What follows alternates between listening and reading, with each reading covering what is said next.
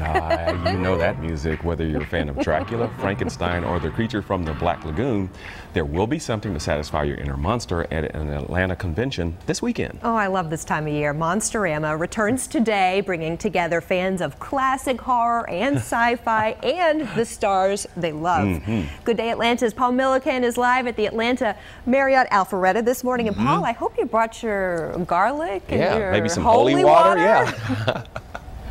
Stay away, vampires, stay away. Yes, I'm ready. I'm well prepared. But you mentioned this is for fans of classic monsters and sci-fi, and you know that's me. I love this stuff, so I am so excited. Little did my dad know years ago when he put me in front of the TV and made me watch Lost in Space over and over, how he'd be preparing me for this very moment here, because one of the big guest stars is a guy that's had an incredible career. We're talking stage, screen, the Broadway stage, no less, and then a really amazing career in education as well. But I think you know him best as Major Don West. Ladies and gentlemen, Mark Goddard is here. It's great to see you. How are you? Great to see you, Paul. Hi, everyone. Not lost in space anymore. He's here. Are you excited about this weekend? Oh, yeah, I love it. Yeah, I love it. I love shows about this size that it's going to be, you know, and meeting the people and signing autographs for them and talking to them, and they can ask me anything they want, and I'm very candid about what I can attest to that. He's very candid. You can ask him anything. You gave me this book. This is a book you'll be selling here. You've written 2 books. This one is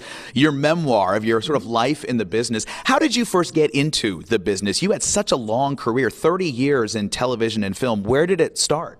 Well, I drove out from Florida in 1958, and I ended up in California in Hollywood. I thought it was Hollywood. It was Long Beach. And I had $7 in my pocket and an old car that was breaking that part. It was all over. And I wrote a letter to a director at Paramount Studios. He was kind enough to see me, and we talked about you know, my life and so forth, and he sent me to the agency, William Morris Agency, and they sent me to Dick Powell. Dick Powell gave me Aaron Spelling, and Aaron Spelling tested me for Johnny Ringo. In 3 weeks, I had a series. Unbelievable. And then speaking of series, I wrote this down because I didn't want to miss any. So let me just name a few of the shows that this guy appeared on. We've got Mod Squad, The Fugitive, Perry Mason, Gunsmoke, The Beverly Hillbillies, Barnaby Jones, One Life to Live, General Hospital.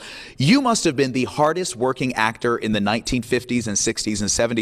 Did you ever sleep, my friend? I'm impressed. I did all those shows. Huh? You did, well, yeah. Well, those were the 60s. You tend to forget a lot of things in the 60s. You know? But oh yeah, I slept plenty, and I had a good career. Yeah. It was a fun career. When you were cast in Lost in Space in the very beginning, did you ever know? I mean, did you think that it would be the hit that it became, and something that's lasted all these years to the point that there's a new version on Netflix today? Yeah, the reboot of the original with a great cast. Yeah.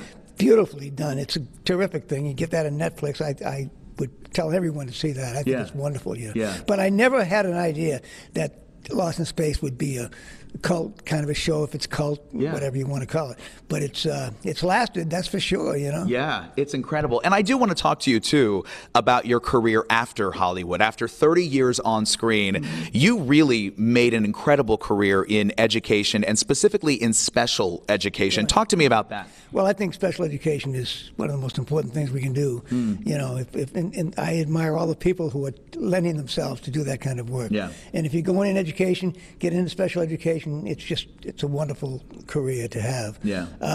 And I worked with children with kids with behavioral problems, unfortunately, a lot like I was, I think, you know. That's probably why I do it. Great kids, but they just need a little bit of structure and direction, you know, and they're going to be fine. Yeah. But well, what a life. What a life you've led. And again, amazing to talk to you. And by the way, guys, back in the studio, let me say, you know Mark Goddard is going to be a cool guy when the first thing he does when he gives you his book is he opens up to this page and says, there's a picture of me being arrested in Boston. Remind me to tell you that story of my arrest.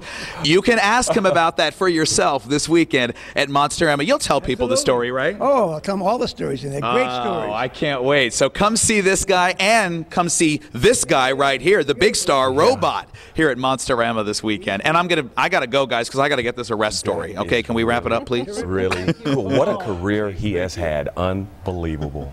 Thank you, Paul. And Atlanta Monsterama continues at the Atlanta Marriott Alpharetta through Sunday. Tickets cost $25 for Friday, $35 for Saturday, and $30 for Sunday, or 3-day passes are available for $60.